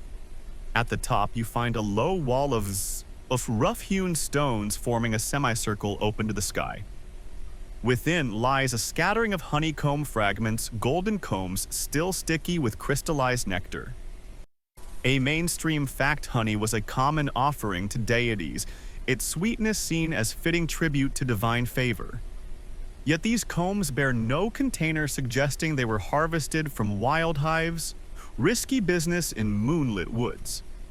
Fringe apiarists argue that honey harvested under a full moon possessed unique healing properties, though modern beekeepers shun such unscientific claims. You taste a small drop of honey from a fingertip, its sweetness warming your chest, and set the fragments aside on a flat stone as tribute. The semicircular wall frames a striking view across the hollow. The forest canopy parts to reveal the sunrise, painting the sky in strokes of rose and gold. You step to the wall's edge and lean forward, letting the morning light wash over you. The world feels newly alive, the hush of night replaced by birdsong and rustling leaves.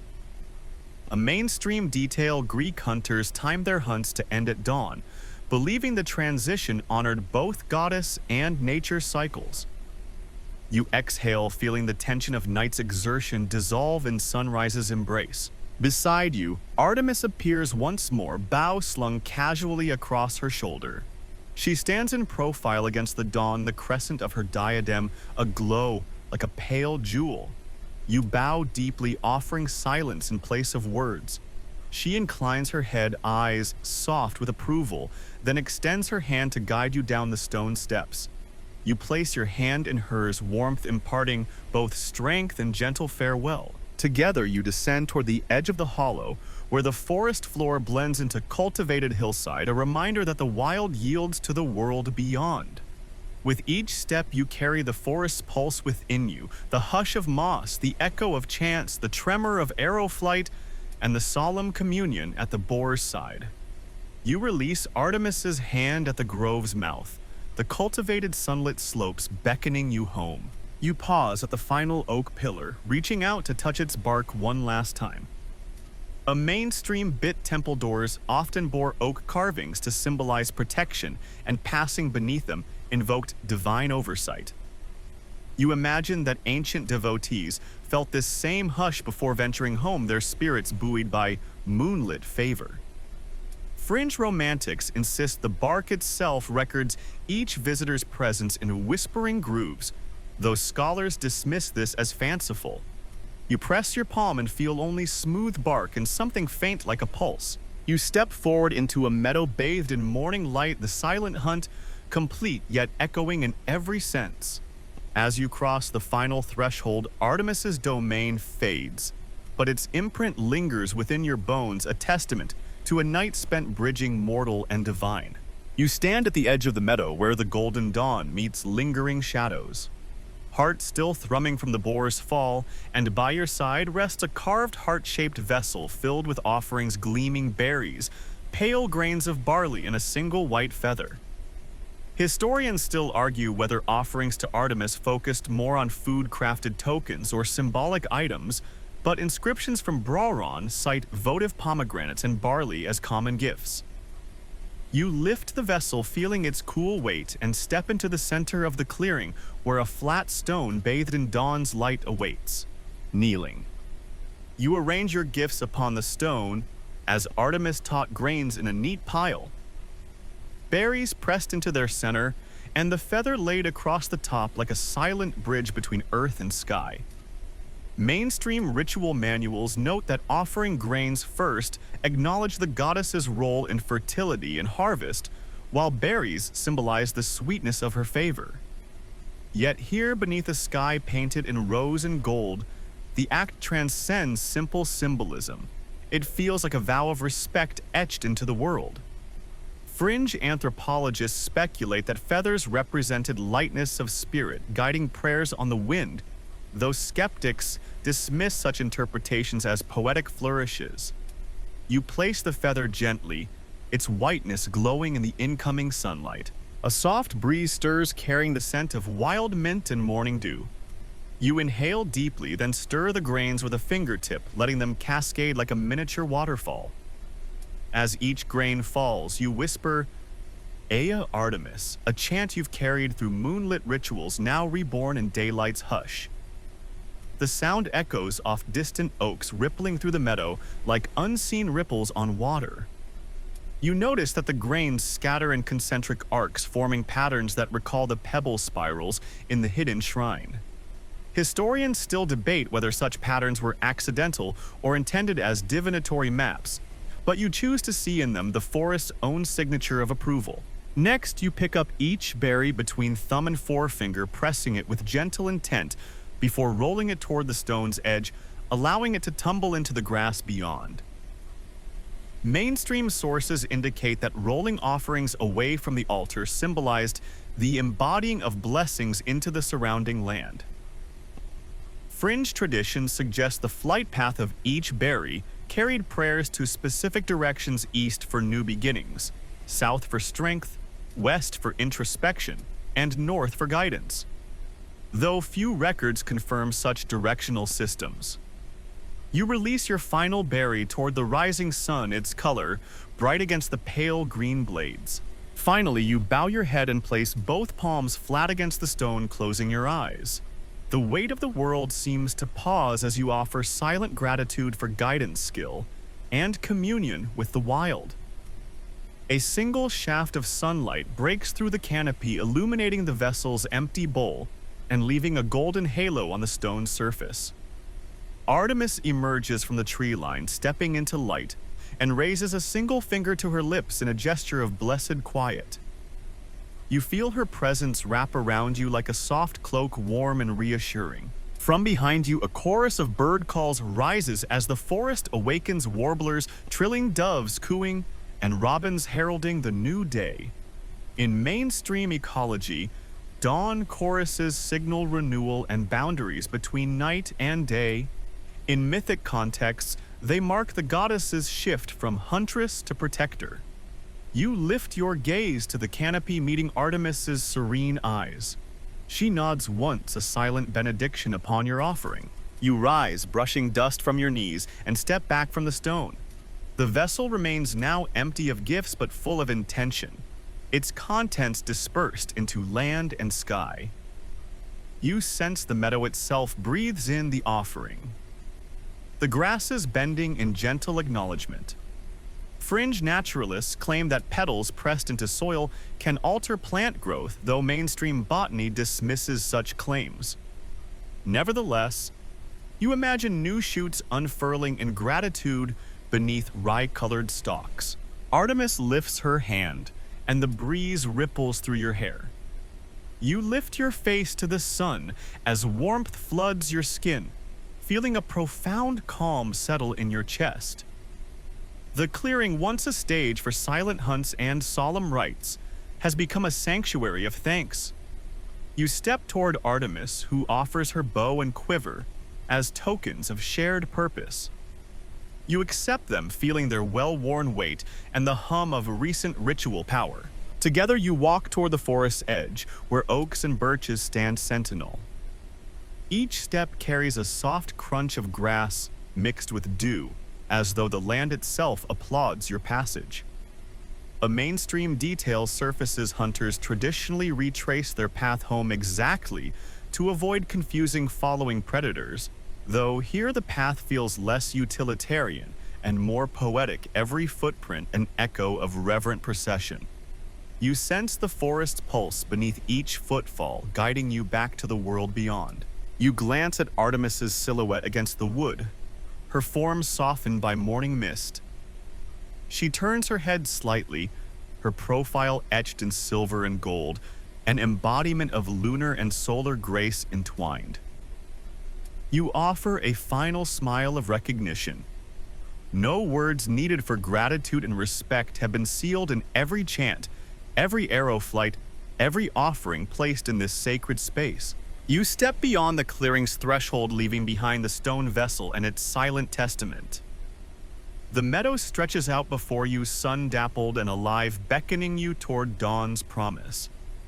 You turn once more, meeting Artemis's gaze, and she inclines her head in farewell, a gesture both personal and eternal. You step from the morning-lit clearing onto a narrow trail carpeted with dew-laden pine needles that glisten like scattered jewels beneath the sun's first rays. Each footfall is cushioned, muted, sacred, an echo of the hush you carried through moonlit chapters of this silent hunt. Historians still argue whether hunters retraced their exact steps home for ritual precision or followed practical shortcuts. Yet here your path feels ordained by memory itself, a living thread woven through every scene you've traversed. The air is cool and soft, redolent with the scent of damp earth and crushed fern aromas you now carry in your senses like cherished tokens.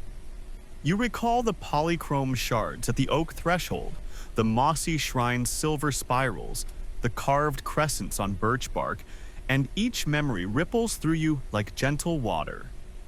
Fringe poets claim that dew collected on needle tips at dawn carries the goddess's final blessing for traveling souls. Though modern science credits surface tension and surface area. You bend and let a droplet roll across your fingertip, then shake it off like liquid starlight.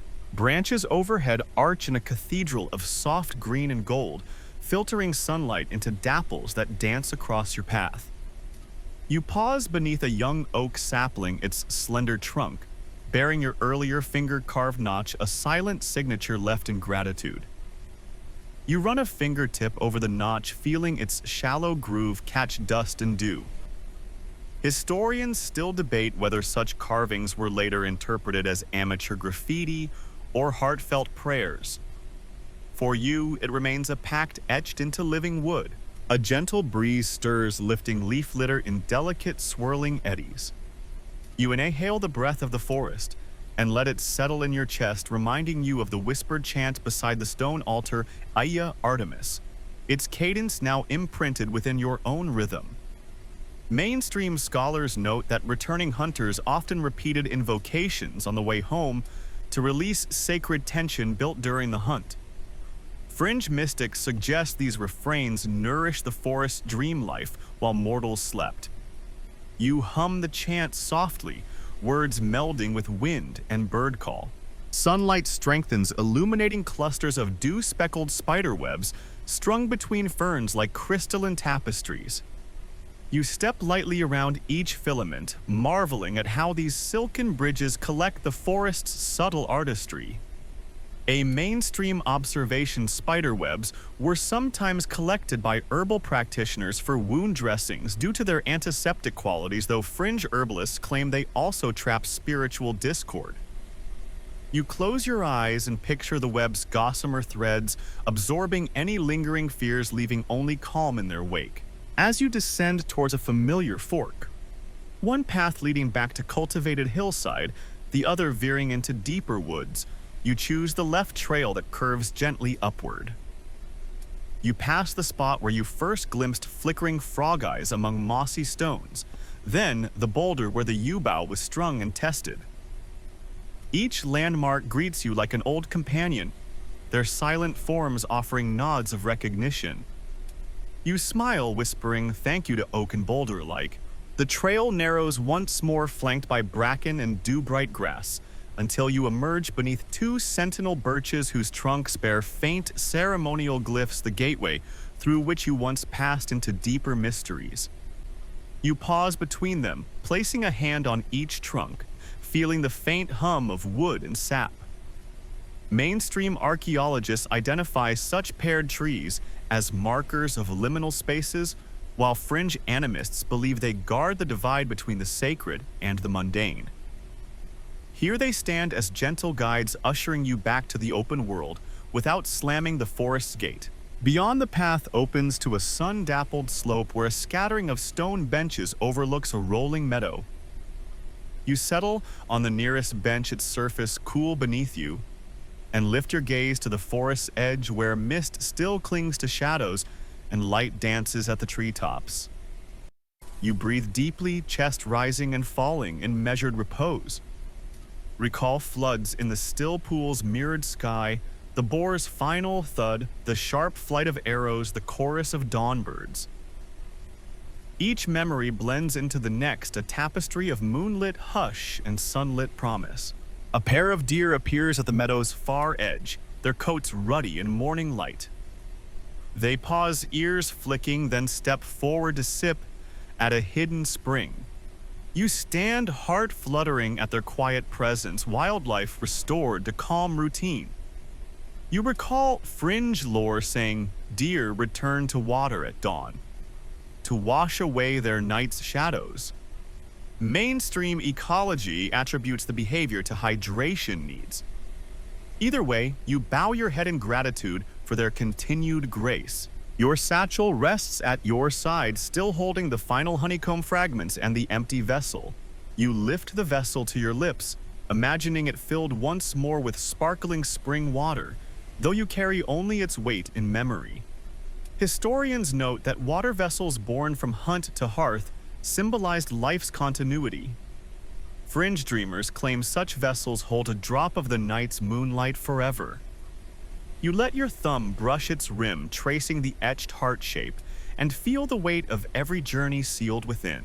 Rising, you seat the vessel upon the bench beside you, its empty form a testament to offerings given and lessons learned. A soft breeze lifts the ribbon tied at the pool's root, and you imagine it fluttering in greeting. You step forward, each stride paced as though measuring the distance between sacred and everyday life. Sunlight warms your skin, dispelling any residual chill from midnight's hush. At the meadow's lip, you glance back one last time. The forest stands quiet, its canopy a shifting tapestry of sunlit green and shadowed emerald. In that moment, Artemis's domain feels both distant and alive within you. You raise a hand in farewell, a salute of gratitude carried on half-smile. Stepping onto the cultivated hillside beyond, you leave the silent hunt's trails behind, yet its hush echoes in your heartbeat. You carry the forest's pulse within you, each breath a reminder that the boundary between mortal and divine can be as thin as moonlight. Softly now you feel the forest's heartbeat, settling into a gentle lull, as though the land itself exhales in peace. Your steps become lighter, and every breath slows to a tender rhythm that mirrors the hush of dawn's early light. Imagine lingering beneath those ancient oaks and birches' cool bark against your palm, the earth's soft breath beneath your knees. Feel the warmth of the sun as it rises farther, casting long golden fingers across the grass and dew, coaxing every droplet into sparkling life. Let your mind drift over. The moment you knock that final arrow, recall the steady hum of a sinew under your fingertips, the arrow's whispered flight guided by starlit promise. Sense the hush that followed the soft thud of its strike, and Artemis's approving nod echoing in the hollow of your soul. Now, as day unfolds, carry that hush with you like a treasured cloak, a silent pact woven from moonlit shadows and morning glow. Breathe in the mingled scents of pine and fern, mint and thyme, each one a frozen note of your nocturnal voyage. As you exhale, feel tension unraveling from your shoulders, dissolving like mist under rising sun. Recall the chants whispered on cold stone, the quiet communion at the water's edge, each ritual thread winding through you to forge a tapestry of calm and confidence. Allow your thoughts to settle on the last shrine spiral.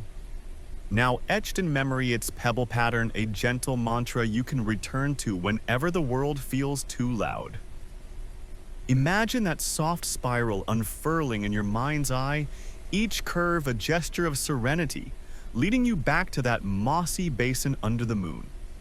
Let its quiet grace guide you toward restful ease. The forest chorus of morning bird song fades into a distant hum, and the final strands of dew evaporate into warm air. You stand at the threshold between sacred twilight and mundane day, both realms touching in a seamless arc of experience. Carry this seamlessness into your dreams, the silent pathways, the soft cadence of your footsteps, the hush of arrow release, and the warm benediction of Artemis's presence. Now, as your eyelids grow heavy and the world's edges blur, remember the hush you've earned. Let the forest's pulse slow to match the silent beat of your heart.